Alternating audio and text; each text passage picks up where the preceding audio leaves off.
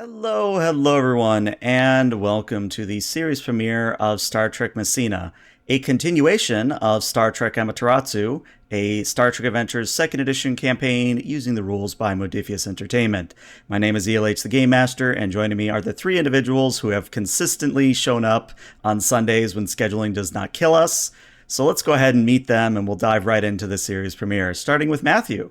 Matthew, I think we already know you're playing Matan, but anything new about Matan and anything you want to shout out? Not particularly. I am playing the Cardassian Dr. Amen Matan, and other than having his own sickbay now, as opposed to being merely one of many medical officers, he has not changed one bit. Nice. He's learned nothing. He's For learned better or nothing. worse. Yeah. All right, Techno, anything new with Kato and anything you want to shout out? So hello, I'm Techno. I am playing Jeanette Cato, as was said, the Betazoid. He's now a commander and the commanding officer of the Messina. So the chair behind me is not just for show. Um, Not much has changed really. He's still the same sort of. I think maybe slightly more confident, but we'll see how that gets sort of borne out in play, shall we? Okay, cool.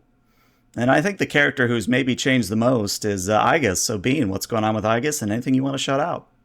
Hi, I'm Bean_Goblin VT. I am just a little goblin, just playing a little AI who is now being crammed from a big ship to a little ship, cardboard box sort of situation. But yes, Igus is now not necessarily a smaller program, but has less space to interact with, and maybe has less little ones running around the ship, especially the fact that I have less space. But besides that, I don't have anything to shout out right now because I am on break. Fair. All right, well, with that, let's run Techno's beautiful new intro for the new game.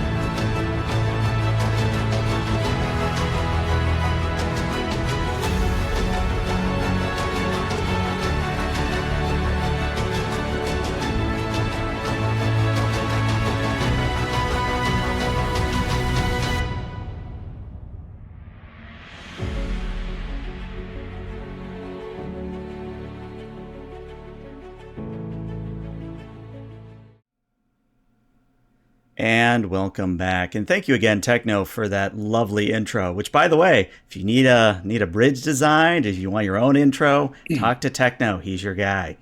But otherwise, I believe Techno, Kato has the opening log for today. So please feel free to take it away. Yes, indeed. Ship Commander's Log, Stardate 73009.2. There's an old saying on Beta Z, well, more of an old thought, really, that you're never so far from home that you can't sense your family. In the last year or so of service aboard the Amaterasu, as it explores the Andromeda Galaxy on the other side of Pandora's Gate, I feel as if I have put that particular maxim to the test. We found ourselves so far from home, from the peoples and places that we know and love, that we've had to instead find family in each other. The crew of the Amaterasu came to trust in each other, confide in one another, work as a team, but also almost as a family as we explored the great spaces between stars. But despite that, we've been very much alone. Until at least recently, with Starfleet working towards a more permanent exploratory force within the region surrounding the gate, and the core of that fleet has become the Amaterasu, serving as both shipyard and homestead to our tiny fleet. But stationed at the mouth of the gate, it doesn't leave much time for exploring. And that's what I joined Starfleet for, to explore, to reach out to new life forms and new civilizations. And now I've been given the opportunity to continue doing just that. The most recent ship to be towed through the gate was this one, the U.S.S. Messina, NCC 903C, in the new Da Vinci class range. She's a small ship, barely 6 decks, but she's fast and packs a punch when she has to. And I've been made her commanding officer with the mandate of continuing to explore the immediate regions around the gate and find out whether we, or whatever we can, about the Sevens, the race who initially attacked the Amaterasu before we travelled to this galaxy, and whose technology we found on the Squog homeworld. Coming with me on this mission is none other than Lieutenant Commander Dr. Massan, who even now I can sense giddily organising his sick bay to a possibly unhealthy degree, as well as an offshoot of the Aegis personality from the Amaterasu. She and her 30-odd duplicates almost seem to outnumber the rest of the crew sometimes, but I know she is eager to prove herself in this vessel as she did on the Ami. While our mission will be to seek out the Sevens, we have no real idea where they may be, so in the manner of all great explorers, we will simply have to see what we can find out there. End log. Very nice. And you may have one momentum for that opening log, and chat has already redeemed a complication. I know what that complication is going to be, but let's explore these characters for a little bit, because as Techno has just alluded to, there has literally been a year passage between the end of Amaterasu and the Messina. So, obviously, we've already heard, at least from a mechanical and rank perspective, but has anybody's appearance changed? Has Matan perhaps, I don't know, done something with his hair, or has Kato decided, oh, maybe I want to have a faux hawk for some reason? Like, has anything changed in that department? Kato now has a full Cardassian, yes. No, he doesn't. Absolutely not. Imagine, Nice. though. As long as it's not Alas. those sideburns or that mustache from Gul Dukat. No. Sorry, just speaking for myself, no, pretty much he looks exactly the same, except rather than the sort of blue intelligence uniform, he's sporting a red command one, Mhm. and just the free full pips on his uniform rather than the the half pip that he used to have. Cool. Matan, anything new with you in terms of appearance? He maintains a sort of fastidious consistency in his appearance. So, not really, except for the fact that he started going slightly gray around the temples. Okay, cool. And then I guess anything new with her? So I guess is still keeping the sort of like uncanny valley appearance about her appearance, but also now sporting, as long as of her long hair, a ponytail in the back of it. She does look slightly more mature, but she's still the same height and relative dimensions. All right. And chat wants to know, you brought 24, right? Maybe you'll have to find out. You have to keep watching. Hmm? Fair, fair. All right, well, where we're going to start our scene is all of you are on the bridge for one reason or the other. Kato, probably because you're the commanding officer, you have to be there. But you're undergoing final systems checks before you choose your destination to start warping. And as Kato alluded to in the opening log, you have open book or open galaxy where you literally can just pick a star and go. So I wanted to play into that a little bit. As Kato, as you're kind of sitting in your chair, we sort of pan the camera across the bridge and we see a smattering of different species and people from all walks of life. And one of the characters who we may begin to learn a lot about is Commander Petronova. She is a human. She's also the first officer and is currently seated at the helm. But she has an eye patch over her right eye and always has something that resembles a cigarette in her mouth. But of course, you don't actually smoke a cigarette on a Starfleet ship. So maybe it's just kind of a hollow affectation, as it were. But she kind of turns in her chair, looks back at you, Kato, and says, well, Captain, it is a great pleasure for us to be being here, but I am curious, do you have flight plan for me, or am I literally just picking star and go? The hmm. He clearly deciding not to bring up the cigarette again. Well, Commander, I think we can, since we've been given no firm instruction in that line, so I say let's just pick a bearing of Ooh, 182 by 3 325 by 7. Let's just see what's out there. Very good. I would be happy to. And as she actually starts to turn, the comm begins to beep. She says, "Well, I think we might actually have answer for us, sir. We are getting distress call." Uh, Very good. A local distress call? Is it from where's it? What's the origin? The origin is star system approximately 2 light years away. Huh. Details. Uh, Unclear. I can play distress call if you so wish. Yes, please. All right. So she puts it on the view screen, and I know Matan's going to love this, but appearing on the view screen isn't a humanoid, isn't actually anything that would resemble intelligent life until it starts speaking. Because what you see is a Siamese fighting fish or a beta fish, if you're familiar. So it has lots of colorful, I'll call it plumage, or just sort of jagged fins. Very, very much like a parrot, where it's very colorful and very ostentatious. But when they speak, it is not over the Troy channel. It is something the Universal Translator does pick up. And the message is as follows. To anyone that is receiving this message, this is the V, and there's a pause, and then the Universal Translator picks up V10 Empire, and we are currently being beset by an unknown force. We require assistance from anyone in the immediate area. Um, right. Well, uh, what's the status of the ship at this point, Commander? Are we ready to go to assist anyone, or are we just going to be putting ourselves in harm's way at this point? I am fully online, Captain. Thank you, Aegis. Any issues? Any with your integration or systems concerns that you have? I am fully integrated and I'm not experiencing any issues at this present moment. Okay, great. Weapon systems are all functional and ready to go. Yes, would you like me to put this on your alert in context of that message, Captain? In fact, if you can give me just an all hands channel, please, and put us to red alert, please. Hi, Captain. As I do both of those things. Yeah, bosun whistle goes off. All hands, this is the captain. We've received a distress call from an unknown species, and we are going to be going to their assistance. Um, I know the ship is untested. I know she's new, and we're probably going to experience problems along the way.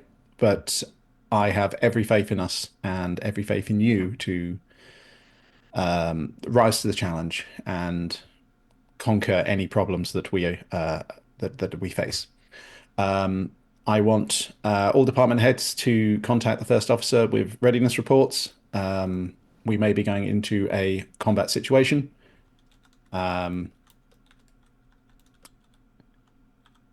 Good luck and see you. And he literally stammers over his words here. Um, uh, uh, I know you'll do us proud. And he just sort of makes a motion to As Aegis to soon cut as the he channel. does that, I end end the Yeah. call. Mm. Remind me, Commander, to invest in speech lessons or something, speech writing lessons.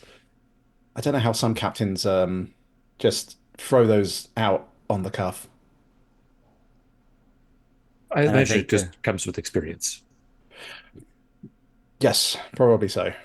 yes, this Um, is exactly what I was about to say, Matan. Good thinking. Perhaps what we should do is we should have you join us for acting night. We actually have a small program forming on Wednesdays where we get together and we do famous plays from Earth history. In fact, I think we're actually doing Hamlet next week.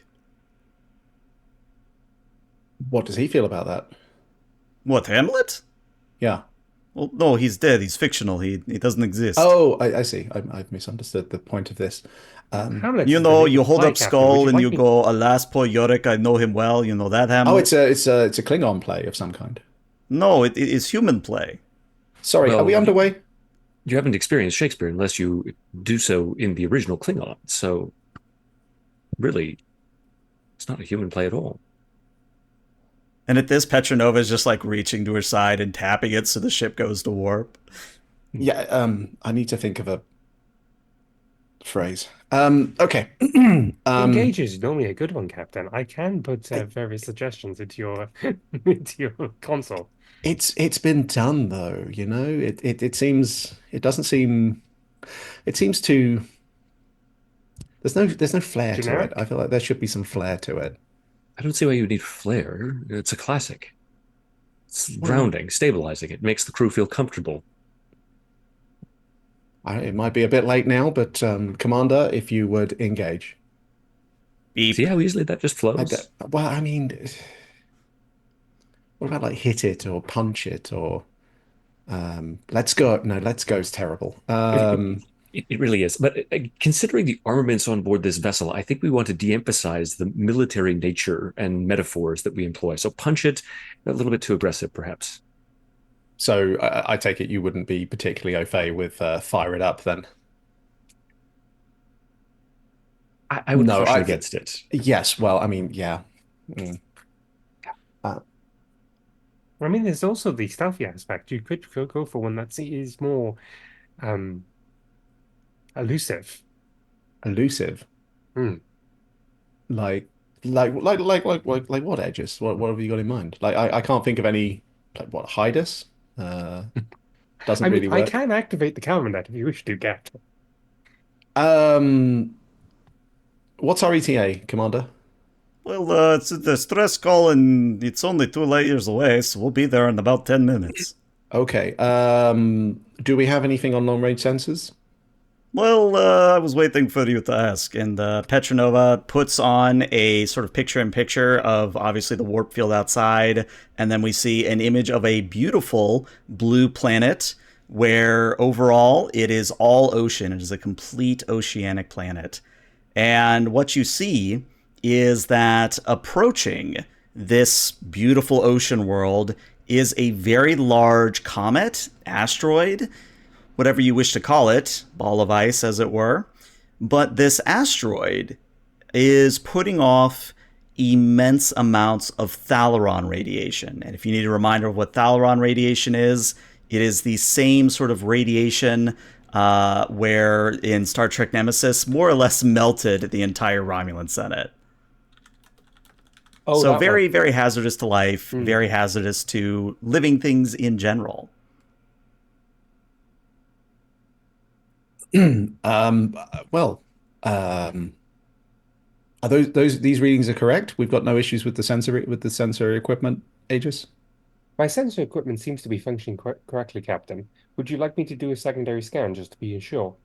Please, because if I'm reading this correctly, then we're looking at is it Folaron radiation? He sort of taps LH his like display. LH is Tholon radiation, correct? Thalaron radiation. Yeah. Yes, Mhm. there seems to be medium to high levels of Tholon radiation. I shall try to pinpoint the location that is that. Okay. Thank you. First roll of this campaign, no pressure. I Okay. guess if you could give me a reason and science, and the Messina will assist you with a sensor science, just a difficulty of 1 on this one. Okay. I don't think I going to spend anything. Just gonna roll. Oh, 3 successes. I don't need to spend anything. I'm just brilliant. Yeah. And then someone wants to grab the ship real quick. All right, so that is 4 total successes, giving you 3 momentum, bringing you up to 4 momentum total. So, I have good news and I have bad news. The good news is you can confirm that the comet asteroid thing is the source of the radiation. The bad news is that one, the comet is on a direct impact course with the planet, and two, that the amount of Thalaron radiation that is being put off is something that, without any modification to the shield array or some inoculation, the Messina can't even get close enough to do anything with it. Like, if you were to try to come in and tractor beam it away, you would all instantly vaporize. The radiation is so high. So, question: the emergency broadcast, is it from the planet itself or from the ship? from the planet itself. In fact, long-range sensors are not detecting any spacefaring vessels coming around the planet at the moment. Um, does this this is going to be a point spend ask. Does this asteroid seem to have any unnatural course to it, or is it naturally heading towards this planet? Because this seems like a weaponized asteroid. I'm just putting that out there, and we've Mhm. already encountered one of those. So yeah, you'll go down to 3 momentum to ask that question, and what I will tell you is that the trajectory of the comet is too perfect. Where it is not like, say, what was that asteroid that was there for a little bit here on Earth? What was the name of that thing? It's not like that where it's just like, oh yeah, random asteroid hangs out for a little bit, then goes on its merry way. Hmm. No, this is too perfect of a direct line with the planet. So I feel like Igus now materializes at security. Not have been on the bridge beforehand. Captain, I have two pieces of bad information for us. Well, let's start with the bad news then. So, first off, the trajectory of this asteroid is too perfect. It looks like a weaponized attack upon this planet. And I shall show a projection where it hits the planet, which will crash into the ice caps, causing massive flooding. As well as causing massive flooding throughout the entirety of the planet, it also seems that the radiation would burn part of the ozone layer, Mm. killing people in the nearby area, as well as people in the surrounding area, as the projection is just like is not a scale of how you would survive, but rather, this is how fast you would die, sort of Mm. scaling on that map. The second issue is that the radiation levels are so high that everybody in the ship would be disintegrated, just be going into transport tractor beam range. Wonderful. Great news. Can you work? I've got. I need to talk to the doctor very quickly. Can you work on tracking back the trajectory of this asteroid? See if we can identify from whence it came. Affirmative, Captain, as I Thank you. start projecting courses that it came from. Doctor, are you on the bridge? I assume you're on the bridge. Yes. Okay. Any suggestions on countering the radiation aspect of this? Failure radiation is remarkably devastating to organic material. It causes the denaturation of everything organic. There's no real treatment that can be administered medically to forestall its effects. We would have to modify the ship or shields or deflectors or hull plating, something, in order to try to ward it off. But that's one of the reasons why failure on radiation is, well, banned by every known species in the alpha and beta quadrants. It's Hmm. abominable. I mean, you'll get no argument from me, Doctor. Do we have specifications for these modifications on file, or would this is this something you'll have to cook up yourself? Can we get them on the ship and ready to operate within the timescale that we have, which Commander is what, 8 minutes? 7 minutes 55. You know what's happening. Yeah. Well, Captain, I'm a doctor, not an engineer, so I'm afraid that I wouldn't be able to help you in that regard. The projected changes to the shields I have downloaded to your console, Captain, though I don't know if the engineer will be able to apply them in the allotted time. I see. Um, well, Would you um, like me to contact engineering for you, Captain? thank you. Yes, if you can put me through to Valar, please. All right. I bring And the Valar is your sporting character, Techno, if I remember correctly. So what do we see when Valar comes on screen? No, no, no, Valar's not mine. That's mine. Who's? Oh, it's Matthew who has Valar. My mistake. Yes. So coming onto the view screen is a female Vulcan who looks to be probably in her 20s, but for a Vulcan, that could mean that she's anywhere from 20 to about 100. And the only thing that distinguishes her from the majority of Vulcans in terms of her sort of taciturn demeanor is the fact that she has like these heavy bags under her eyes as if she is unslept. And she's a bit bedraggled. Her hair is a little bit frizzed and out of place. And she kind of looks up at you with squinted eyes. Captain, be of assistance? just before I go into anything out of character, can I get a sense of her like is she tired and exhausted, or is this just her default state at this point? It would be difficult for you to tell in character because she's a Vulcan. There. Yeah, okay. Yes, Lieutenant.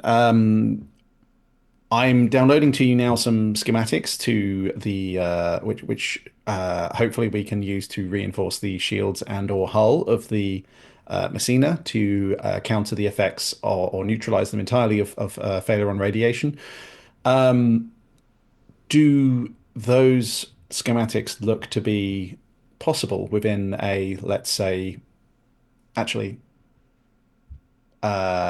Aegis, how long have we got until impact of the asteroid? Can I know that, or is that a point spend, DLH? I'll give it to you free. You've got about a day. Okay. Within, say, a 24-hour window at maximum. And you see Valar pulls up a pad and examines the schematics. I believe it's entirely possible, Captain, for us to affect the alterations to the structural integrity field and our deflector array to at least blunt the impact of the Thalaron radiation. It will be cutting it close, though.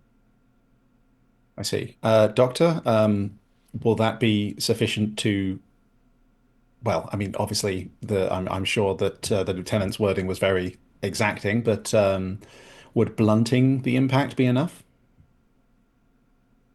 As I said, Commander, the effects of Thalaron radiation are quite egregious, but I don't think we have any other choice if we're going to try to With stop them. Well, I mean, we presumably have let's explore options in a minute. I just need to know, is this blunt? In fact, this is a question for both of you. Is this blunting? Is this going to be um, a Captain Pike situation, or is this going to be a Romulan Senate situation? More Pike than Senate, if I understand your historical comparisons accurately, although that may be extreme. Hmm. I don't think that would all become invalids. Good to know. Um, I would rather not the crew sustain any permanent damage. well, you and me both, Aegis. Okay. Can you work with Valar on anything that you can offer would be, I'm sure, welcome in trying to upgrade these schematics. And obviously, I'm not expecting you to get into the engineering aspect, but perhaps there's some knowledge you have about the radiation itself that could be used to assist. Well, Cap- my specialty does lie in biogenic weapons, but the Thalaron radiation, I suppose, and I took a class on that in the academy. I'll do what I Well, I can. mean, Would they seem, personal I mean, shielding or they seem environmental suits tangentially be able linked. to help in this situation? Lieutenant, Doctor? I didn't catch what you actually said, B. Ah, Oh, would personal shielding or EVA suits be able to help in this situation, as well as adding to the ship's shielding If we were situation? to apply, and this is Valar speaking on the other side of the monitor, if we were to apply similar modifications to either EVA suits or personal force field belts, that dual layer of protection may in fact suffice to avoid any serious degradation of organic tissue, although that is outside of my area of expertise. I am an engineer and not a doctor. I see what you've done here, Matthew, and I appreciate it. yeah. Hmm. Um, well, again, if the two of you can work together and come to any solutions, use whatever resources you need, I'm sure that Aegis will be able to assist you. Um, Affirmative. as I can deploy Aegises if you wish for me to do so. as many as would benefit the lieutenant. Lieutenant, I'll leave that in your capable hands. Um, perhaps you ought to bring Zek in on this as well. Of course, Captain. And he sort of gestures over to the Ferengi science officer in the corner. So like the Frank science officer is just like, turned away from all of this and goes, yes, me? Hello? Yes, Captain? Yes, Zek. Hmm? Have you caught any of the conversation that we've been I having? was hardly listen to it, but I assumed that you would, you have this mighty vessel to scan things for me. So I was just wondering if you wanted me to examine anything. But yes, I could assist. How would you wish for me to assist? She Well, sort of if like does the Ferengi hand thing. yeah, well, if you could examine your the sensor readings we do have, Yes, work with the lieutenant and the doctor to stop us all melting, that would be fantastic. that would be very preferable. Yes, Yes, I will head down to engineering then, Captain. thank you. Yes, he picks up a large coat which is just filled with data pads and puts that on and heads down to engineering. Mm. All You could just right. hear the clanking of data pads as he walks. And then I think I'm going to turn to Commander Petronova, and I'm just going to say, can you? Is there any chance we can get a signal back to the what was the name now? The Veten Empire? Well, yes, actually, I can hail them if you wish. Please, yes, as long as it's not going to be interrupted by the failure on radiation or anything like that. Then yes, No, by all means. getting a clear channel. Channel is open. Perfect. The Ten Empire. This is Commander Jeanette Cato of the USS Messina, a Federation starship in the area. We are answering your distress call and expect to be with you imminently to discuss how we may assist you. And after a moment, we see the same beta fish we saw before with the reds and the blues and the purples. They appear on screen and they don't really move their mouth, but it still translates somehow. And they say, "Ah, you are from the recent area. We have noticed your larger ship. I believe the Amaterasu it is called." Yes, yes, that's right. Well, So we're a support ship of that vessel. Yes. interesting. Well, as the ambassador for my people, I will tell you straight up that we are very isolationist, and that if there were a way for us to handle this incoming threat, we would have dealt with it ourselves. However, our best minds have found no solution to dealing with the situation. And I hope you do not take this in a means of offense, but we simply wish for you to deal with the problem and then go about your way. Um, we understand your concerns and will abide by your wishes. Please be assured the Federation seeks to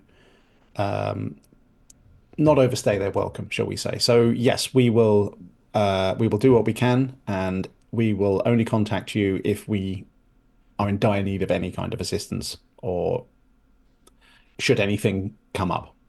Very good. And let it not be known that we are very callous and unforgiving. We will provide you a map of the immediate area from our long-range probes as Oh, recompense. thank you. That would be very generous. Thank you very much. Ambassador, I didn't catch your name. And because I find it funny, the universal translator kind of doesn't translate. It's just a bunch of bubbling noises. Right. Our translator didn't quite catch that. We're going to work on that, and hopefully we can come up with a name that's analogous, if not as close to what your name is as possible. Um, in the meantime, I will just refer to you as ambassador. Very good. Uh, Thank you. Messina out. All right. And Comm just channel again, just closes. yeah. Okay. I I think that puts us in as good a position as it could for before all hell breaks loose, as it almost certainly will. Yes, you Mm-hmm. see, you made another first contact, and it was a sterling success. True, yes.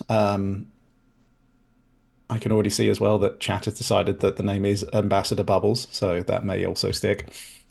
Um, well, I mean, it's a start, right? You know, Captain, Xeno Isolationist wasn't my first choice for first contact on off this vessel, but Better we than, played imperialist colonizers who are attempting to subvert our efforts in this sector. which may be related true. to the asteroid which is heading towards this planet. However, I Oh, do have an idea to mhm. deal with the inability to get into tractor beam range. A gravitational lance would be, if modified, would be able to propel something rather than destroy something, as shooting this asteroid would lead to A 95.62% chance of fragments hitting the planet. Yes, I was actually thinking something on the same lines that we maybe utilize the tractor beam as well. I know we've got a particularly high-powered tractor beam compared to most ships of this size and class, but I have two ways of using that. However, one would require extensive shield modifications. The other mhm. one would be playing bat and ball, as it were, swinging another asteroid into the path of the asteroid to divert it. However, that is a physics issue that may go wrong. Yes, well, I mean, I'm an intelligence officer, not a physicist, so that kind of calculation would be beyond me. But I'm sure that perhaps you and Zek could get together on that issue and see if it's certainly a backup plan that we could utilize. Yes, Captain. I shall inform him, though currently he's nattering the engineer's ear off. Yes, I feel bad already for sending him down there. If I may, could I do a scan of the asteroid, or could I ask a question about the asteroid based on the information we've gathered just to clear up one thing? Sure. Is there any technology on the asteroid such that it could course correct? Or is this just a projectile? You're starting to ask the interesting questions. Why don't we do Valar? If Valar can give me a reason and engineering, you will have a focus in experimental technology. The difficulty on this will be a 3. Okay. Can Zach assist with this since he's Sure. nattering Yes, away? I can assist. Can I do a insight science forensic as I'm trying to find crime? No, I got you. I got what you're going for. Yeah, you can assist with an insight science on your part. Just remember it's only one die and an assist. Yeah. I will spend one momentum to roll 3 dice. Okay. Hey, Well, that is everybody's coming 5 up for successes, so Engie. you not only get that momentum right back, but you actually go up to 5 momentum. So well done there. It's the lobes. It's the lobes. It's It's the totally He's the got lobes. lobes. giant Yeah. lobes. So here's They're the interesting thing full that of science. Valar and Zek actually find is yes, there are thrusters on this asteroid. And I don't mean like, oh, RCS thrusters that would maneuver a ship like the Messina.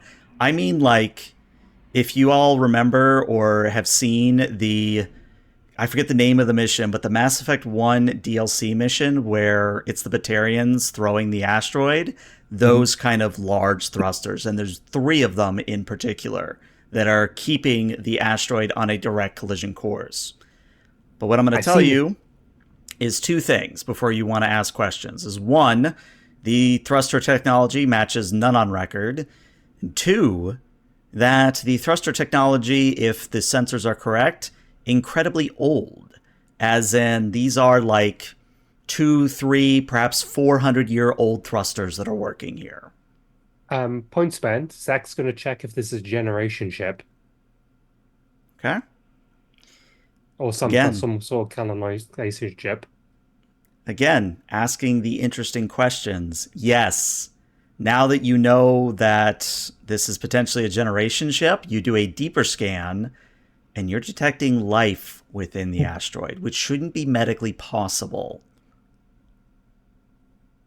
Is there still the radiation inside of the asteroid, or is it in some way Yes, protected? it is Right. Okay. permeated throughout the asteroid. So, again, what the doctor has said earlier, there shouldn't be any life on that asteroid, but there it is. So tapping his fingers. So initially, I thought this was a classic declaiming exercise that you normally have to deal with when being a liquidator. But no, it seems to be a generational ship or some sort of like colony ship. It seems to be like, as you can see by here, life in there somehow. Fascinating. I'm more of a chemist, not a biologist, but is indeed something which is very interesting. It would seem as if this would be life, but not anything akin to that which we know, or anything akin to carbon-based life. If it's Hmm. capable of surviving in that Thalaron radiation. I mean, yes, looking at these readings, it is definitely life, but not as we know it. I was about to do that, Indeed. Captain. I get paid by the sentence. Stop taking my lines. We come in peace, shoot to kill.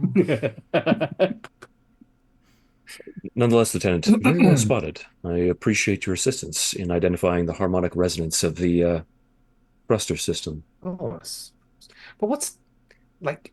Did they know that this planet was inhabited?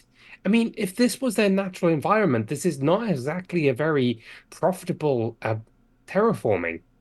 Pardon my humorisms. But like, it is. Wouldn't they go for like more of a demon class planet? Wouldn't that be more suited to their biology at a cursory glance? At this junction, speculation seems to be illogical as we haven't sufficient information to make any reasonable conclusions But regarding if you this don't species, speculate, its you can intentions, never or its make needs. profit. We live in a post-scarcity society. There is no need for profit. I have to when I die. I have to have enough money to get into the afterlife. So I have to make profit. So I always have to think about it.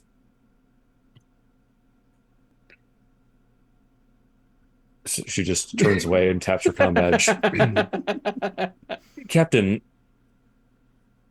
Lieutenant Zek and I have made some discoveries regarding the nature of the asteroid. We are forwarding it to you now. Wonderful, thank you. And he'll just look down at his armchair console. Um, huh. You're certain about these readings? Excuse me, of course you're certain. Have you forwarded these to the doctor? Not as of yet, Captain.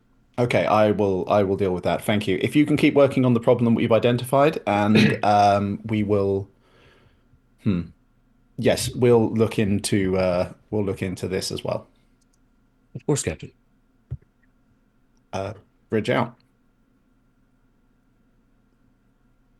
And do you guys want to carry on, or should we jump to the bridge? I think what we would probably do is begin to affect the alterations to the structural integrity and shield systems. Yeah. So maybe we can make a roll for that and then transition to the next scene. Well, what I would actually point out is that one thing that is something we really should do more often is create a scene trait with momentum, because it used to be called an advantage in first edition. It's now just a trait in second edition. But with 2 momentum, you could create that scene trait, and we could simply call it something like Thalaron shielding of some kind. Yeah. Sounds good to me. Okay, let me add it. Thalaron. I know this might be cheating the system a bit, but I do have Intelligence Agent as a talent, which does let me generate a trait without spending momentum, but it's only once per adventure. But I think I'd rather like to engage it here if possible. Sure, yeah, we can have that happen, where your intelligence briefing perhaps was that maybe there were other signs of Thalaron radiation here in Andromeda Galaxy, and you just remember there being some kind of intelligence report about it. Yeah, something about sharks as well, but I dismissed that. Sharks says something in the background. Yeah. All right, so yeah, you actually get that scene trait for free then, so you stay at 4 momentum. Perfect. Thank you. So yes or no to transitioning back to the bridge? Are you guys carrying on, or I think we go back to the bridge at this point. back to the bridge? Yeah, I think Seb's just nattering away into the Vulcan's ear, who is now just blatantly ignoring him. Meanwhile, on the bridge, Doctor, can you take a look at these readings as well, and can you verify them? And sort of turning around towards his medical console on the bridge at one of the rear stations, Matan just surveys the information, nods faintly. Given the temporal limitations of the alterations they've made to the ship, I think that this is as good as it's going to get, Captain. It should be sufficient to protect us. Oh, excuse me. I meant the life form readings. Oh, well, you should have clarified. Yes, you're right. That's entirely my fault. I thought that perhaps the purely Phaleron radiation-based life forms would have caught your attention immediately, but no, you're right. That's on me. Well, I would rather the crew not die. My first responsibility is to the ship and my fellow officers before my professional curiosity. Commendable, thank you. If Mm. you could, though, direct your attention to the life form readings and give your expert opinion on that matter. I would be happy We to, have Captain. arrived to our All you have to do is destination. ask. Thank you, Aegis. And I have. So, can I perform some kind of scan in order to understand the nature of these entities, the creatures, the biology that enables them to survive the Thalaron radiation? Yeah. Go ahead and let's have Matan do a reason medicine. You, of course, have multiple focuses that apply here. The ship will assist you with a computers and medicine. And the difficulty. Let's make this a difficulty of 4. I will. I'll spend 3 momentum if it's okay with everyone to roll 4 Yeah. dice. Mm-hmm. And is the ship assisting? Sorry, Computers and medicine for the ship. computers medicine. Thank you. Wow, that's a really terrible roll. Yeah, 17s and 18s, but you still got some success. Okay. Mm. I can Right. offer you a success with a complication, unless you have a way to reroll. I think I have cautious medicine actually. You do have cautious medicine, so you can reroll one of those That's- dice. So perform task with just 1 die. Mm-hmm. Mhm. There you go. Hey. So that is now 5 successes, and you actually get a point of momentum back, bringing you to 2. So, Matan, you do a deep scan of the asteroid. Then, on a hunch, you do a deep scan of the V10 Empire's planet. It's an exact match.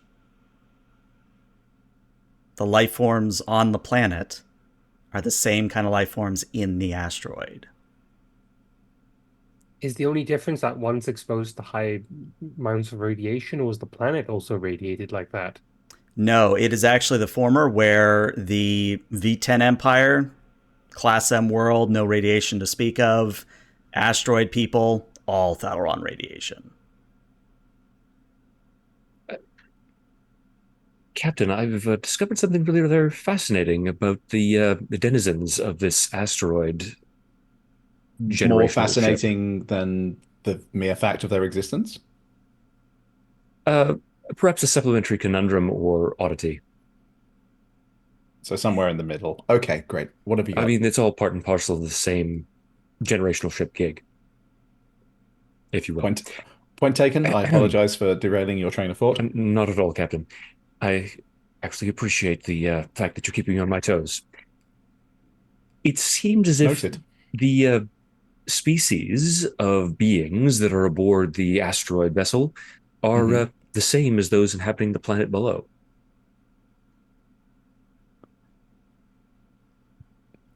Again, I'm an intelligence officer, not a scientist. You're going to have to spell that one out for me. You're saying they're from the same place? Not just the same place, they seem to be the same species. But this isn't like co-divergent evolution, or this isn't. I mean, if one can survive that level of radiation, I do a quick scan of the planet, Eli, especially since we're now probably in the system. Does the Mhm. planet exhibit that levels of radiation any amount? If you give me a momentum, I'll give you an even better answer. I will give you that momentum. All right. So, again, the planet itself has no radiation to speak of other than what would be normal for a Class M world like Earth. So maybe you're seeing signs of like fission or fusion reactors here and there, but no Thalaron radiation to speak of. And what I would tell you is that the Thalaron radiation the asteroid is exhibiting would literally nuke all the life forms on the planet if it made contact. Wherein it's not just so much an asteroid hits the ocean and causes flooding and massive tidal waves. This is a life-ending event if this happens. Presumably for both those on board the ship and those on the planet. Correct. Right. Are the life forms on the asteroid active? Like, are they in cryostasis or some way of being protected from the radiation that's permeated through the entirety of the asteroid? I will tell you, you're not sure. Even if you were to spend momentum, you just can't tell at this point. What if we spent Fred? I mean, a treat is tempting. No, I would say What even about with the threat spend, it's just unclear at the moment. You'd what have to about either get closer or Damn modify it. the sensors. what Or hail about them. two? That's always an option. See, now I was I was about to about to ask. suggest that, Eli. Don't take my lines from me. That was I see. I was thinking though that if they've got like 3 centuries old technology, can we even hail them? Was what my line of thinking was. Hmm. I mean, there's only one way to find out. Well, quite. Commander Petrovna, can you try and hail the asteroid? Yes, opening channel now. Channel is open. I didn't think of what to say. Attention, vessel approaching the Vatan Empire. This is this is Commander Jeanette Cato of the U.S.S. Messina. Are you in need of assistance? And you actually get a reply, and it's a visual one. And we once again see a beta fish or a Siamese fighting fish, but the coloring drastically different. Where the V10 were just your standard beta fish blues, purples, reds, maybe some blacks and some whites here and there. This is more like radioactive Godzilla coloring, if you will. So lots of bioluminescent greens, lots of bioluminescent blues, maybe more white glowing kind of situation in lines across their fins and their body. And the voice is a little bit more scrambled because of the radiation, but they say, "Hello, we are with the Native Consortium. And no, we don't have anything wrong with our colonization vessel. But what can we help you with?" Um, Hello. So we've noticed that your colonization vessel is on an impact trajectory with a planet in this system, direct impact, which by our calculations would destroy both life on the planet and also your ship itself and all those aboard it. We just wanted to check if, and well, this also beside the fact that your ship appears to be emitting a type of radiation that's typically considered to be impossible for life to live within or to be found within. So we were unsure if there was a malfunction with some kind of reactor, if you were in distress and needed assistance, or if you were aware that of the imminent impact. No, we know that the planet we're going to is the planet we chose so many centuries ago, and no, none of our reactors are malfunctioning. And as for the radiation, we've always lived with that kind of radiation. It's what gives us energy. Interesting. It's anathema to all life that I'm aware of. How it's incredibly fascinating. Um, Putting that aside for the moment, though, obviously, as you've just mentioned, you are a colony ship sent out centuries ago by either of our timescales, I imagine. Were you aware of the life on the planet that you're approaching and how it might be affected by your way of living? Unfortunately, our long range observations were not able to tell if there was any life, but we did judge it to be a suitable candidate for our own existence. Hmm. Are you And saying perhaps that there are beings on this world? there are, and strikingly similar to yourselves, albeit in a different color palette. Um, um, it's an oceanic world, as I'm sure you're aware, and the the species that live on it, the Viten Empire, not my race, as you can obviously tell from my description. They look very much like you, and I presume operate in a similar fashion. But yes, the planet is populated with sapient life. Interesting. This is a change of plans. As I said, we have been en route for 355 years. We have nowhere else to go. Um, ELH. Yeah, what's up? With my vast database and my precise memory, can I spend a momentum to know a planet in the nearby area that would be able to sustain their life, which isn't occupied by sentient life forms? this is why I like being able to just jump Keep your straight into momentum. the point. But I am going to activate that complication from chat I've been holding on Oh, damn to. it. Mm. There is no similar planet within 5 light years. And again, this asteroid is traveling at sublight. So even 1 light year would be another 10, 20 years for them. So, on your screen will ping a planet which is 5 light years and a prediction path of how long it would take them to get there, and how long, if we were able to track to beam them, how long it would take us to get there, and the risks involved. Because I presume it would like take hours for us to track to beam this asteroid there, even if we could get Mm-hmm. close enough, Yep. which So that would. is hours you have to deal with the nuking effect of the Thalaron radiation. Hmm. And I presume that we cannot do that. We don't have the. Well, you did just make a scene trait for the radiation shielding. You would just have to improve Aha. upon it. Right. So back to the view screen. We're projecting that you are due to, well, impact would be at your current velocity within the next 24 hours, as we measure it. I presume you have the ability to slow or change your velocity in some manner. Yes, we are able to begin a retroactive retrograde thrust. We were planning to do so in 2 hours' time. I see. Perfect.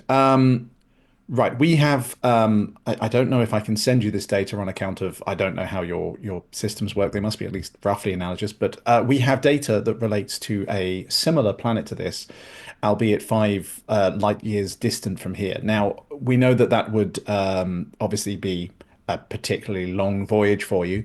And sorry, this is an aside, but it is an uninhabited system, I presume. Yes. Yes. Yes. So we do have a potential planet which our sensors have been able to detect has no life on it, but might be suitable. It matches the criteria of this world. My suggestion, if you're amenable, was to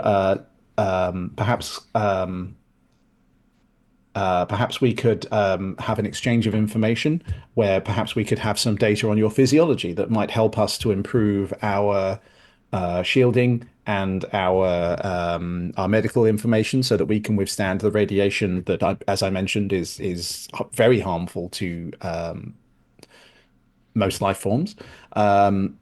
And then we might be able to, in some way, tow you at a faster than light velocity to that location. A sort of what I'm hoping will be a win-win situation for both of us. Mhm.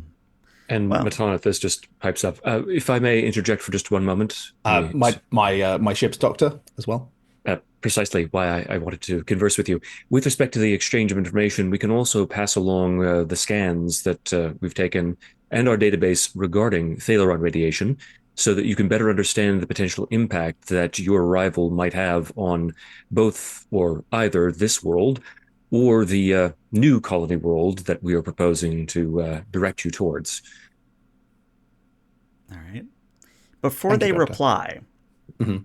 I guess you said something earlier that you were scanning back to discover where this asteroid came from. Is that still correct? Yes. It'll All be right. ongoing in the background.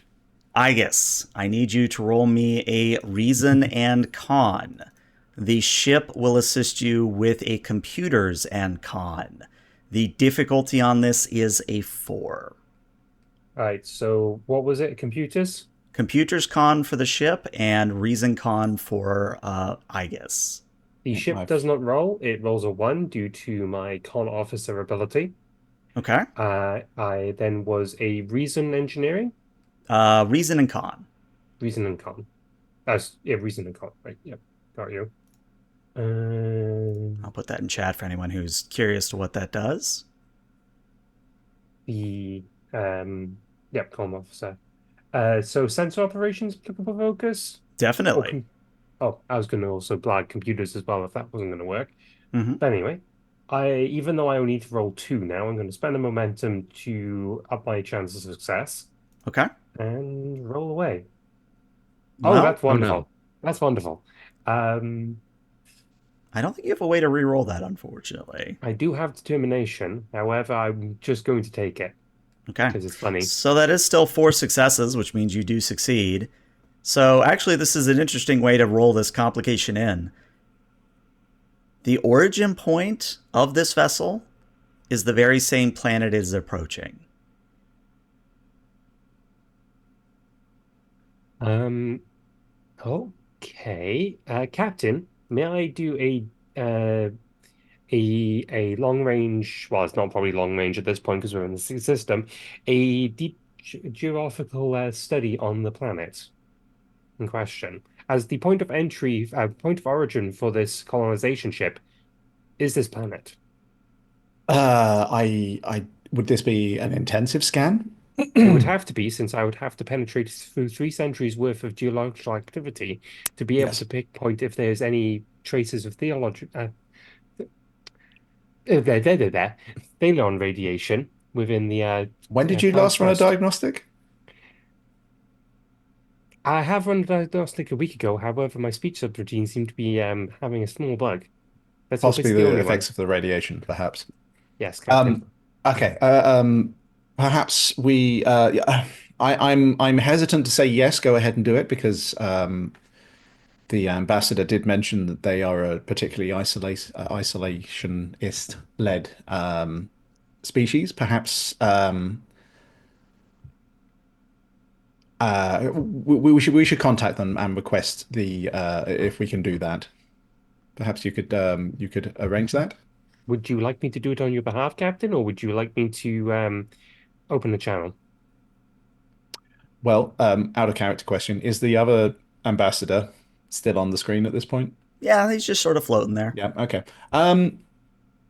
Ambassador, I wonder if I could uh, firstly, what were your thoughts on what we discussed, on what I proposed rather? And one moment, See Aegis. no issue. If you were able to tow us to another suitable planet, that would be okay with us. And because Wonderful. somebody literally just redeemed a complication, well done there. Here's the thing: is Mm. that, as I said, there's three main thrusters that are on the asteroid. Two of them are going to begin to suffer a malfunction, and they are actually speeding up the asteroid's approach to the planet. Oh, um,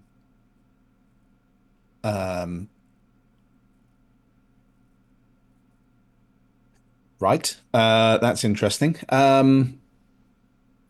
Aegis, can we get a new projection on the impact time? Affirmative. It will now be 12 hours for the asteroid to impact with the planet. Not. That is I rounded up. It is 11 hours, 52 minutes, and so many seconds. People don't like it when I get into the seconds because then I start counting down. Fair, but I mean, equally, let's not round up in life or death situations if that's That's why okay. I made the alteration. Thank you. Ambassador, we've detected a malfunction, we believe, in two of your engines. Do you need assistance with that? Are you able to effect repairs? Are you still able to make the changes to your speed that you mentioned? Well, unfortunately, we do have engineers that are working on the problem. However, this increased thrust is going to make it so we cannot slow down at sufficient velocity to safely enter the atmosphere. We will definitely need your assistance. Wonderful. Okay. We project obviously a much shorter period of time before impact, but we believe we have time to make the necessary changes. So I'm going to cut the channel now. If you need anything, let me know. But I'll be in touch soon. Very And it good. just cuts the channel. Mhm. Um, right. Okay. So I think we need options now. Uh, the geological survey that you mentioned, Aegis, let's put that on the back burner for the moment. I think the immediate issue is going to be upgrading our systems and shields. Affirmative, Captain. Excuse me. And he's going to, and I'm just going to tap my comm badge and just say, bridge to engineering. This is Lieutenant Valar. Hello, Valar. There's been a change in schedule, we might say. The asteroid colony ship, as we've come to discover it to be, is has malfunctioned and it's they seem to be now out of control. What's the situation regarding the upgrades? Would we be able to affect them within a, let's say, 10-hour window? She pauses for a minute and then looks over at Zek. I believe so, Lieutenant. What is your assessment of the situation? I mean, since it's a life and death situation, we gotta have to do it anyway, so let's get it done. Apt. Dare I say logical? He concurs, Captain. Um, Wonderful. Um, please take whatever resources you need in order to affect the plan. Please keep me updated. Um, Do you require additional hands to help you with these modifications, engineer? I would not object to it, Lieutenant. All right, so materializing from the hollow emitters is a large horde of, again, Igus lookalikes. However, they are shorter than Igus, normally roughly about 3 feet tall. Um, just like this horde of them just start running into the engineering to assist. One of them does have a tail, which may or may not be shark. The supplementary crew members have been dispatched, Captain. Please Very good. express my appreciation to Igus. Igus just has a grin on their face.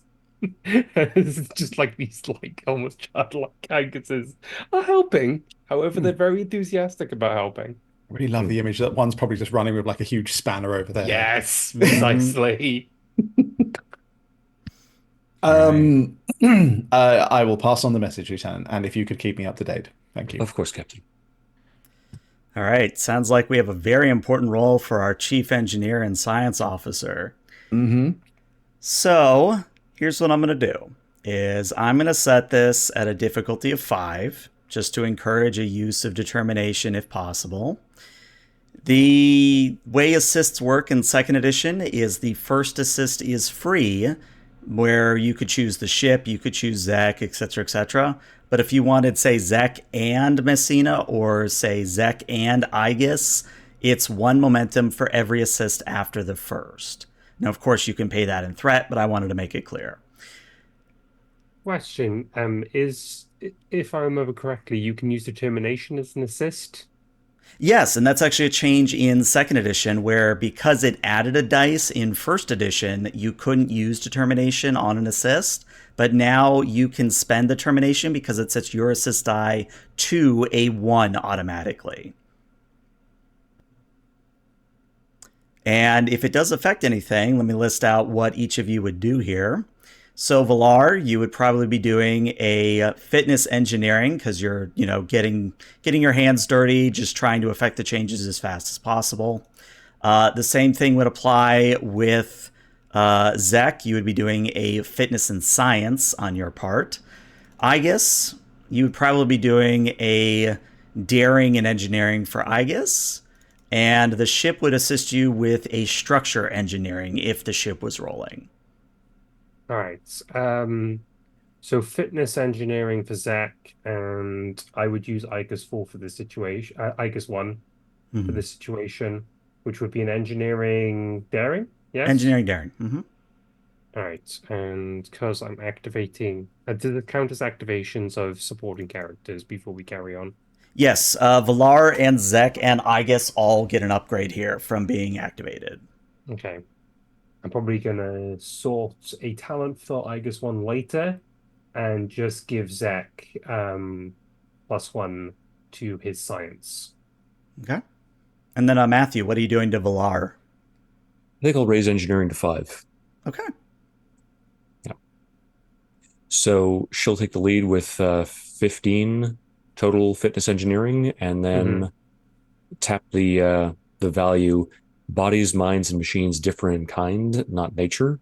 Given that there's this bizarre synthesis of herding cats or gremlins or goblins in the form of this sort of team that's been assigned to her, and she's negotiating between all these different elements: the psychological component of these creatures, the alterations to the ship, and well, the physical nature of this team working together.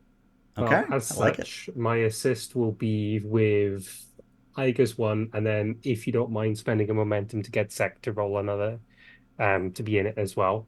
So Igus is going to activate her value. I'm happy to help.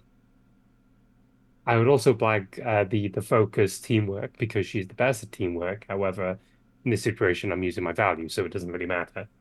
Yeah, it's automatically a 1. So yeah, that means we have two already. I'll roll for Zach. Um, Prototyping as a focus. Sure. And experimental technology is a focus for me. Yeah, definitely. Nice. I'm Wow. so glad. So that's So, by my count, 8 yeah, because that I is haven't. 8 total successes. So, you get 3 momentum back. Well done. So, you know what? I was going to initial. Oh, yeah, what's up? Point of order, though. Yes.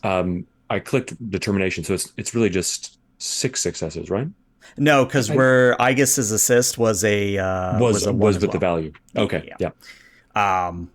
So initially I was going to describe this, but I think with 8 successes, this needs to be y'all's champion moment. So I'm going to let you all describe what that looks like, perhaps.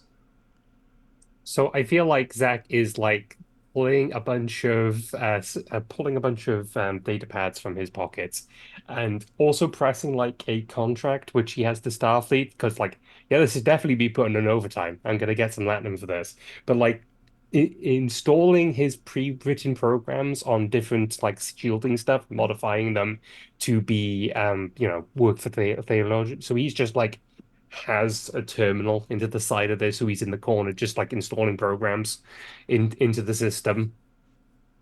And I feel like Aegis one is basically just barking orders at whatever the Vulcan desires. So she's just relayed to the other Aegises. And I would say that Valar, as she coordinates this operation between the various different Iguses, is mostly having this sort of supervisor role. But at one point, the Igus that was carrying that massive hydro spanner is trying to do something. It's like, three of them are finagling with that hydro spanner, trying to get some kind of valve turned or like, and the Vulcan just sort of like steps forward, motions them out of the way, and then she just reaches out, grabs hold of it, and there's this ripple of muscle across her entire body that you can see underneath the uniform as she effortlessly throws that into position and So yeah, affects the like last sort of recalibration necessary to alter the shield harmonics. the three Aegises get pom-poms and a sign that says "Go Vavar," as you're like, you know, immediately just turn into to boosting your morale, as they call it. All right. I am unsure as to the necessity of that, but Boosting morale always helps performance and efficiency. I We believe can't that let you the need organic greater members of psychological study of Vulcans, but I appreciate the Vulcans are sentiment. incredibly logical creatures. However, they have a deep emotional side, so that means we have to boost your emotions as much as anybody else. They just How's all too smile logical. at you. So what I'm going to do with 8 total successes on this, I'm not only going to bump up Falron radiation once, but I'm actually going to upgrade it to a trait of 3, where you are as shielded from that radiation as possible, which now makes it possible to do a high-powered tractor beam maneuver and do it at warp.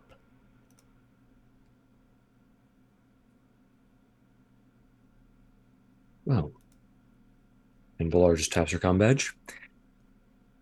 Engineering to bridge. Richem?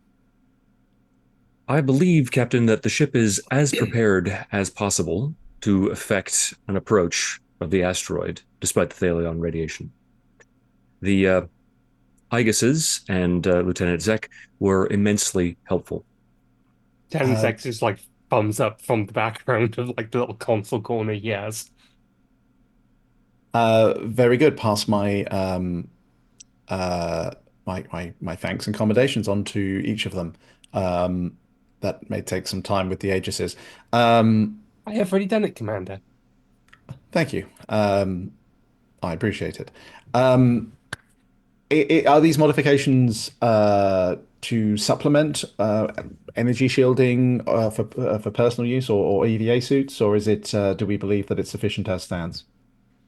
In fact, Captain, due to the experimental nature of the Messina, the power couplings that we were rerouting to the shields are sufficient to handle a significant load.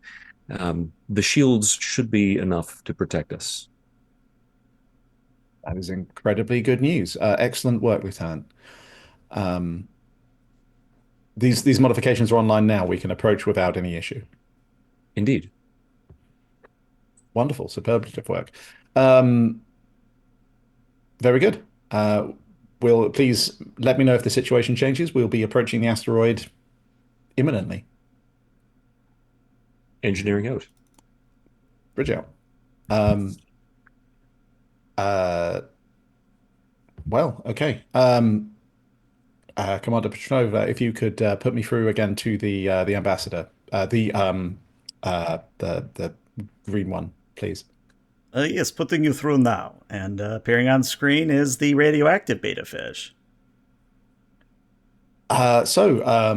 Good news. We have upgraded our shielding and our ability to resist the failure and radiation that's being given off by your vessel. We should be able to tow you now from your current trajectory and move you towards the planet that we mentioned, if that is amenable to you.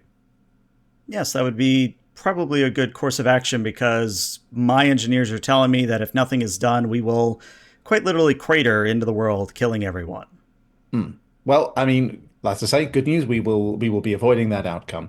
Um, a quick question as a point of order. We've do you, what was the planet of your origin? And there's a pause. Well, was a planet much like the one we're approaching, except it had a Hmm. lot more radiation in it. Interesting. And that was approximately 3 centuries ago, you said. 355 years ago. Okay. Hmm. Okay. Um, do you know how this planet was selected? All that I am aware of is that my predecessor's predecessor was instrumental in setting the course we would take. I see. Question Um, about your longevity. How long does your predecessor last? Is that would be originating from the people that set off the vessel, or would it be halfway through the lifespan? We are approximately 3 generations in. I see. So your predecessor would be one of the people who would have launched. Your predecessor's predecessors would be one of the people who have launched the colony ship, correct? That is correct. And then, Matthew, I think you had something real quick? Yes. Why did you leave your original homeworld? Was it merely on a colonization mission, or was there some reason? Unfortunately, all the records that remain simply say that this was a colonization effort. If there was a problem with our planet of origin, I'm unsure of that information. It was Hmm. lost to time. can I get any kind of telepathic sense? So Troy Channel. empathic. Well, Joy yes, I'm going to channel, open. I want to. Yeah, everyone. everyone throw the confetti. Uh, yeah, can I open the Troy channel and am I getting anything through from it? Oh, For confetti's no longer once, redeemed. actually, no. The Troy Channel is not giving you any additional information. For Um, once, yeah, as if it's ever useful. it was really useful in Amaterasu a few Well, times. that's fair. Yeah, no, okay. I meant just generally for Troy. I mean, do you want But to go talk to me again? I'm sure me would love that conversation. no, no, we're good, thank Oh, you. we're quite good with me, thank you. I'm sure Okay. me's good. I think Lee's doing great. Me's fantastic. Yeah. Hmm. Yeah. Um, Captain, would it by perchance be amenable to talk to the people on the planet after we've made the corrections to the alter course? I agree completely, Aegis. It was just a passing curiosity. Yes, Ambassador, we are going to make our attempts now to alter your trajectory. Once we've done that, we will wrap up things here, and then we will arrange for you to. Well, we will see if moving you to another location is indeed what is required, and I'll elaborate on that further once I've spoken to the inhabitants of this planet. All right, we'll be here. Great. Messina out. Just closes the channel. Um, yeah. Captain, I have a simulated explanation for the issue that has arisen. Well, I'm at the moment leaning towards gross incompetence or some sort of really, really long-winded plan to kill everyone on the planet for religious reasons. But yes, I was thinking more of a global conflict ending with the use of They launch weapons as a form of mad principle, which enter these people leaving the planet and re-emerging. This means to be a 3 century long war. Um, it's as reasonable hypothesis as any. Should we let, let's contact the planet and see what they have to say about it. If If I may, Captain, may I perform a scan of the planet to see if Igus's theory is borne out by the available data? There should be some remnants of Thaleron radiation on the I'm world. I'm amenable to it. I don't know if they would be, and this would cause them objections. I would like to ask that of the ambassador when we contact them, Very well. We because wouldn't want to they, spoil your first successful first contact, would we? well, thank you, but As I captain, feel somehow like you're humoring me, but thank you. Um, yeah, I think we've all broken the Prime Directive enough recently that let's not sort of lean into that again. Um, yes, can you open a channel to the planet, please? Channel is affirmative. open. Are you two going to fight all the time about who opens the channel? I Well, am the of course comms it's going to be officer. me. I'm better than Igus when it comes to opening a comm channel. I am literally the comms officer. It's just, Yes, is but it, if I push button before you push button, it makes me better. I mean, it is hard to argue with that. You do think at, it's just faster than light velocities, right? Is the channel open? It It is is, currently yes. open. Oh, hello, Ambassador. Apologies. Um, attending to ship's business. And Ambassador Bubbles appears on the screen. And Bubbles simply says, "What can I help you with? Have you been able to divert the asteroid? We've actually detected that it's increased speed." Yes, indeed. In fact, we are making our final preparations to deflect it, for want of a better word, now. And then we have intentions and agreement from the from the inhabitants of the asteroid. It turns out this is something of a colony ship. We have agreement with them to move them to a another system to colonize, which will therefore not impact you in any way. However, we had some questions about the inhabitants as they seem to almost identically resemble members of your race, and we have backtracked the course of the asteroid to here. So we're unsure. They have no records as to why this planet was chosen or what course was laid in, but we wondered if perhaps you had any explanation for this, what might be occurring here. All right. Cato, Hmm. Presence Command. You have diplomacy as a focus. Presence, command, diplomacy as a Gonna focus. Lovely. spend 3 momentum, or 3 threat, to say that the complication range is a 18 to 20. Or sorry, Wait, 17 to 20. if you So, spend momentum, do we get momentum? Is that how that works? No, no, I'm just gonna spend threat. I'm just gonna spend threat. okay. What was the difficulty? Sorry. It is a difficulty of 4. Four. Okay. I kind of feel like I'd like to keep as much momentum in bank as possible, given what we're about to attempt. Would I be Um, able to assist with giving the captain the data necessary to make his argument and such things? Yeah, Whether you it's can assist with presented, a presence and medicine, though that might be more a Matan thing now that I think about I it. I'll let you two decide who's assisting. I you mean, I want to wouldn't assist, Maton? mind as a player for her to do so, but I mean, you have Maton hasn't done much this episode, so okay. you've done plenty this episode. But Maton has just been, there, studying radio snarky. radiation. Yeah. So sure, I'll assist and presence medicine. Yep, presence medicine on an assist, and as a reminder, you can spend determination on an assist. And I was also going to spend my determination, sorry, my value rather, of no secrets hidden, Mm-hmm. which I think applies. Right. So 17 to 20. And just for the people at home, the reason I'm pushing determination for this is because the character advancement rules in second edition actually sort of require you to use and mark when you use determination. So me pushing to, maybe spend determination here or there isn't just me trying to metagame.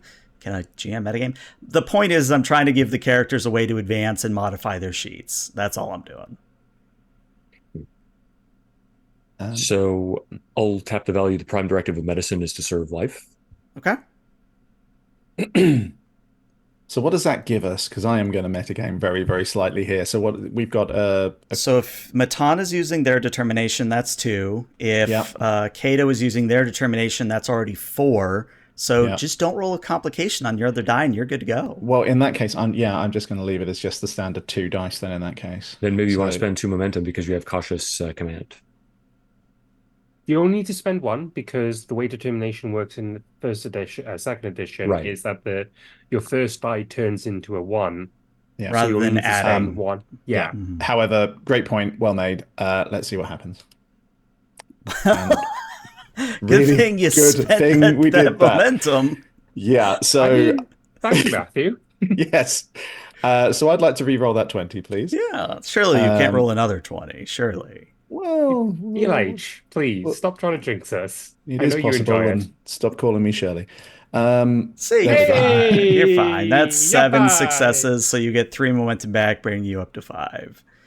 So, the ambassador listens to your impassionate pleas where you're backing up with data from Matan and just generally trying to convince them. And the ambassador says, give me 2 minutes. And then they put up a waiting screen, which is just basically a beta fish swimming in circles. While we are waiting, good old screensaver. Should we get into position to enact the course corrections, Captain? Yes, please. Can we also, I'm assuming shields are raised, actually, so ignore that command. Ensure the shields are raised and at the maximum output, please. Would you like me to put a probe behind us so to relay any communication the ambassador from the planet would want to have with us? Are we... Continue, sorry. As we'll be that close to the asteroid and exuding that level of radiation may affect comms. Yes, make it so. Yep, just fire a probe just 5 feet behind us when we then fly back, so then fly forward even. There's a little Aegis on it, just very, very briefly as it leaves. There's a little Aegis on it waving a cowboy hat. Of course. All right. Well, the ambassador from the planet comes back and says, I believe you have discovered something interesting. That we do have records dating back to 400 years ago where our planet was embroiled in a global conflict, and we did have use of Thalaron radiation and our weaponry, that a number of colony ships were sent out in an attempt to save our species. However, against all odds and against all conceivable logic, my species evolved and continued to exist rather than be exterminated, as our scientists at the time predicted. In a sense, you have found our lost children. How incredible. Does this change? Our intention was to take them to, and he sort of flicks the data through some sort of data transmission that's attached to the comm channel. Our intention was to take them to this planet and allow them to colonize there rather than to impact on your planet. Does this revelation change anything from your perspective? Are you able to treat them? They're heavily dependent, one might say entirely dependent, on failure and radiation at this point. Does your own medicine allow for the treatment of that, or the changes to their biology, or should we continue with the plan that we've already set out? If you are able to put the asteroid into the following orbital pattern, we will be able to not only handle the Thalaron radiation, but the naturalization of our lost children. Well, that's wonderful. Adris, Petronova, is there any issues with adjusting our plan to put them into a stable orbit as indicated? That would make it easier, so Captain, since we would not have to go to war. Well, indeed, yes. Captain, if I could interject for just a moment. Doctor? Should we be doing this? Do the colonists aboard the asteroid actually want to land on this planet and be re-assimilated. They have their own unique culture they've developed along a divergent line. May I make a suggestion, Captain? If we put them into this orbit, the radiation won't be harmful to the planet, and we would be able to enact any repairs or emergency relief operations if the colonists are in danger. Then we can allow them, even if we are a mediator, allow them to negotiate which they would rather do: be transported throughout the stars to another planet, or be naturalized into this world, and undo the natural evolution of the species. Well, hopefully, natural evolution of the species has entailed by surviving the alien radiation. Excellent and well-reasoned thoughts, both. Ambassador, would you consent to speak with the ambassador of the colony ship? We would be happy to. And he sort of nods to Petronova to bring up both, or possibly Aegis, depending on who gets there quickest. I do it. Oh, okay. I just does it this time. So, standard picture in picture in picture where a third of the view screen is the asteroid, a third of the view screen is one ambassador, and a third of the view screen is the other ambassador. And Bubbles starts communicating with, I don't think I ever named the other ambassador, but they start speaking in a very purposefully rapid didn't rate. ask. Yeah, you never asked. Yeah, on purpose, because I knew that would end up with another Bubbles. Yeah. So they actually, same thing where they're communicating through a lot of bubbles, which the universal translator is not picking up at all. Like, it's just, the universal translator is like, what do you want me to do with this? But they communicate very rapidly. And after only about 2 minutes of this back and forth, you're just sort of sitting there smiling and just sort of waiting for somebody to talk to you. They finally turn to you, and the ambassador from the planet says, "We've settled on a course of action. Approximately half of the colonists would like to return to this world. The other half would like to journey to this other world to colonize it instead." I see. Um, how would that be facilitated? Do you need our assistance in order to facilitate that, is what I mean. Yes, we are able to beam out approximately half of the residents if you affect this polar orbit. And then once we have beamed out the affected personnel, you can take the asteroid to this other planet. Very well. Please, we will move the asteroid now, and please let us know when you're ready to depart. Very good. Ambassador and Igus will use a mimicked of their voice for Mm-hmm. the colonized ambassador, whatever they're called. Because I presume Igus would have picked it up, just doesn't know how to translate it, and Mm-hmm. goes, Ambassador, blah, blah, blah, blah, would you like to tell your captain or your governor or whatever member of is in charge of your crew to be tell people to brace for impact as we try to course correct? We do not know the structural integrity of your vessel, and we will need to have information plotted to us to be able to transfer the orbit to the correct one. We will brace for impact. Wonderful. Very good. All right. So now comes the very important roll. And I'm only going to make you do the one roll, because as long as you do it once, you can do it again. Mhm. This is going to be a control and a security for the tractor beam. The ship will assist with a structure security. And originally, this was going to be a difficulty of 5, since I was going to make you contend with the radiation. However, you have Dalaran shielding trait of 3, which lowers the difficulty to a 2. I'm also going to spend my remaining threat to once again make the complication range a 17 to 20. Of course you would. Mm-hmm. Gotta spend it somehow. So can I spend a momentum to get the commander to help us with a piloting role on top of everything? Because I feel like her assisting in this role would be important.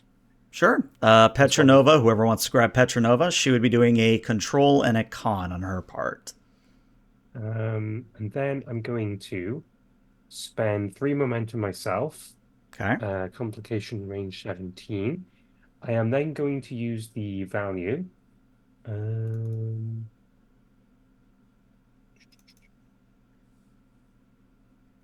just trying to figure out which one is the best one.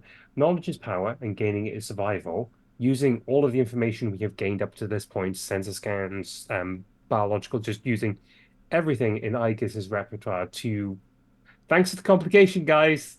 Yeah. Not like I have an important role right now. Would you like to increase the complication to 16? I would. I would like to increase the complication range to a 16. Thanks, guys. Thanks. Thank you. Yes, the using all the information I have to ensure the survival of the colonists. Sure. Okay. And rolling now? Of course. Well, there's one complication. And I'm rolling for Petra Nova. Sorry, what was the range again? Was it 16 to 20? 16 to 20. Mm-hmm. Yay. Okay. Hey. So that is... Oh, we still need to see the ship. Ship, once again, is structure security. Matt, have you got that, or shall I pull that up? I've got it, yeah. Yep, cool.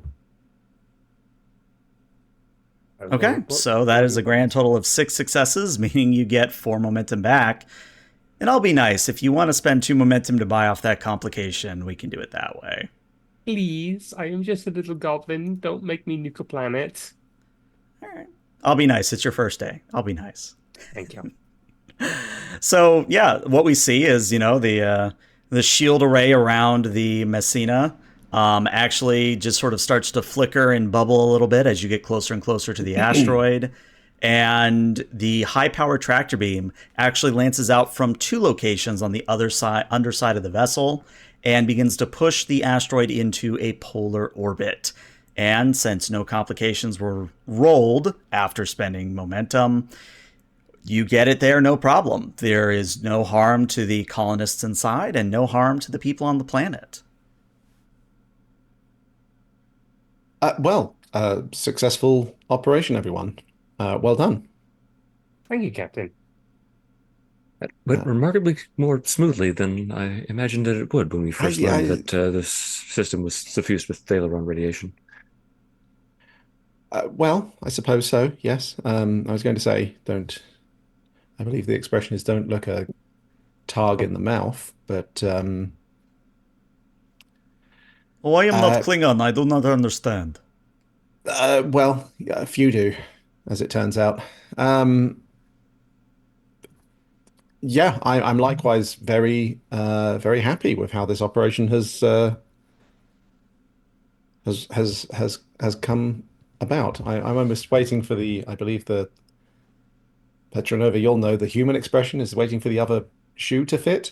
Other shoe to drop, sir, and unless Q wants to show up, I think we're good.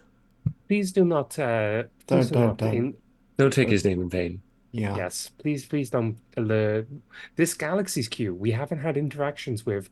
Please do not lure them into this location. Are there any Q in this galaxy? Well, I think the Qs transcend galaxies and the galactic boundaries, except for the galactic barrier, which, depending on what story you're following, they may have been responsible for creating. It's a bit of a mystery, really. And the Q that interacted with the Enterprise and Voyager and DS9 was very territorial about the Milky Way. Yes, but what was that by intention, or was that by, for want of a better term, containment? I do not have enough information about the political intricacies of the Q continuum. That's a real shame. And I stress it's very much hopefully an if, but if we ever come into contact with them, I would like you to try and find out what you can. And since I don't have any threat, I guess I can have Q show up. Yeah, oh, well. Believe me, I checked before I said that. But no, safe chat. I think this is actually a beautiful way to just sort of pull the camera away, where we see the Messina sort of sit in a polar orbit behind the asteroid, and we just sort of do a hopeful sort of jingle as we end the episode. So yeah, well done overall. I think that was a beautiful first session for the Messina group. Well done indeed. Thank you. Thank you for running it. That was enjoyable. Indeed. Very enjoyable. No, and I was actually worrying there for a little bit because, like I said, I've run this adventure 2 times before. And it took the other people running it, or the other people playing it, It took them a good hour and a half to go, hey, wait a second. Are there thrusters on the asteroid? Are there life on the asteroid? And they were like getting ready to blow it up. And I was like, oh no, they're gonna blow these people up. Oh no. So it was a good thing, actually, Matthew, that you and Bean clued in on that very quickly. So well done. I mean, there. we've watched that episode of The world is hollow and I've touched the sky, was it? Or well, there's any number of, and then there's a alien asteroid Yeah, episodes. like So blowing up the highly radioactive asteroid was not one of my bingo cards. Just put it that way. Oh, love it, love it. All right, well, Twitch stick around because we're gonna raid somebody. But YouTube, we'll see you later. Bye bye, YouTube. Bye Bye. bye.